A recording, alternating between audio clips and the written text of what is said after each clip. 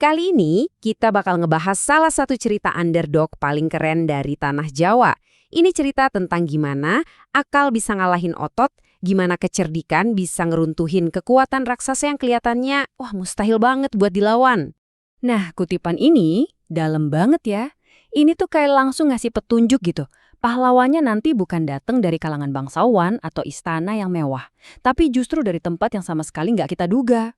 Oke, kita mulai dari awal ya. Biar kita ngerti kenapa pahlawan ini penting banget, kita harus lihat dulu kondisinya. Konteksnya adalah kerajaan Majapahit yang waktu itu jujur aja lagi di ujung tanduk. Coba deh lihat perbandingannya. Kelihatan banget kan bedanya? Di satu sisi kita ingat Majapahit zaman keemasannya, era Hayam Wuruk dan Gajah Mada. Wah, kuat banget, disegani di mana-mana. Tapi, realitas saat itu jauh panggang dari api. Militernya lemah, para bangsawannya sibuk berantem sendiri, dan pemberontakan bisa meletus kapan aja. Ini resep sempurna buat bencana. Nah, di tengah kondisi yang lagi rapuh-rapuhnya ini, muncul musuh besarnya, Menak Jingga. Dan dia ini bukan pemberontak ecek-ecek loh. Dia ini adipati Blambangan yang, saktinya mandraguna. Ambisinya cuma satu, ngerebut tahta Majapahit. Dia ini kayak badai yang siap ngancurin semuanya. Waktu semua orang udah hampir putus asa, nah disinilah ceritanya mulai berbelok. Muncul sesosok pahlawan. Tapi, dia ini sama sekali bukan tipe pahlawan yang ada di bayangan semua orang. Namanya Damar Wulan. Siapa dia? Bukan pangeran, bukan jenderal. Dia cuma seorang abdi dalam, pelayan di istana. Kerjanya yang ngurusin kuda, bersih-bersih, orang yang kalau lewat pun mungkin nggak ada yang notice. Gampang banget diremehin kan? Tapi, jangan salah, di balik penampilannya yang biasa aja itu, dia punya kekuatan yang luar biasa. Bukan kekuatan fisik ya, tapi nih, otaknya encer, berani tapi nggak sombong, setia banget, dan sabarnya itu loh, udah kebentuk sama kerasnya hidup.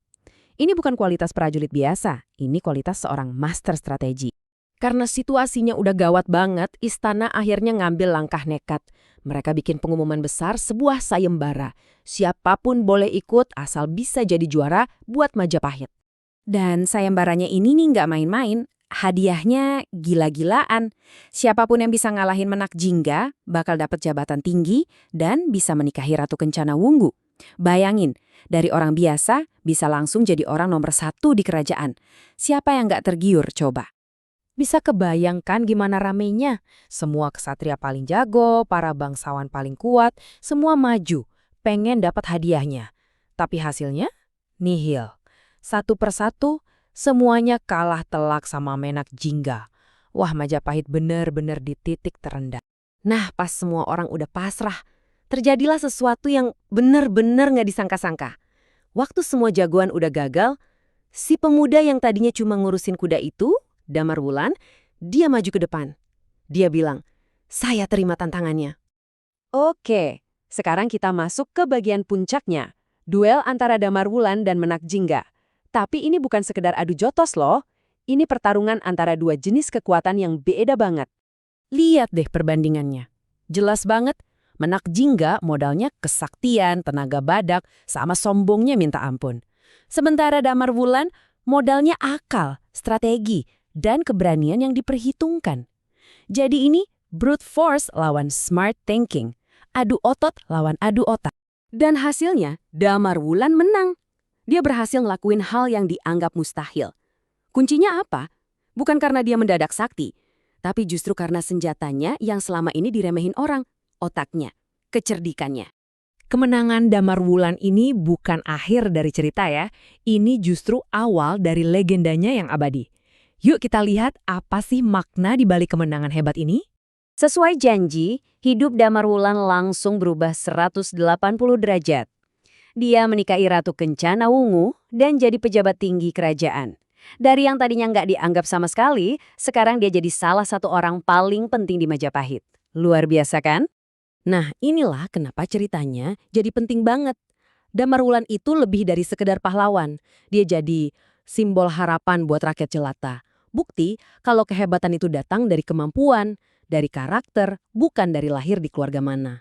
Jadi pelajaran dari legenda ini tuh dalam banget dan gak lekang oleh waktu. Kekuatan sejati itu ya dari skill, bukan dari garis keturunan. otak bisa ngalahin kesaktian. Dan kadang kemuliaan itu justru dimulai dari kerendahan hati. Pelajaran yang kayaknya masih relevan banget sampai sekarang ya nggak sih? Hebatnya lagi, cerita ini nggak cuma ada di buku-buku tua. Legenda Damarwulan itu terus hidup loh sampai sekarang. Lewat apa? Ya lewat wayang orang, ketoprak, atau bahkan cerita dongeng dari kakek nenek kita. Dia benar-benar jadi bagian dari budaya Jawa. Sebagai penutup, coba deh kita renungin ini. Kisah Damarwulan ngingetin kita kalau pahlawan sejati itu seringkali datang dari tempat yang nggak terduga.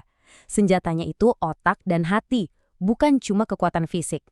Pertanyaannya, di zaman sekarang yang serba menghargai status dan kekuasaan, kira-kira di mana ya kita bisa nemuin Damarwulan modern? Mungkin aja mereka ada di sekitar kita. Diam-diam mengubah dunia dengan cara mereka sendiri.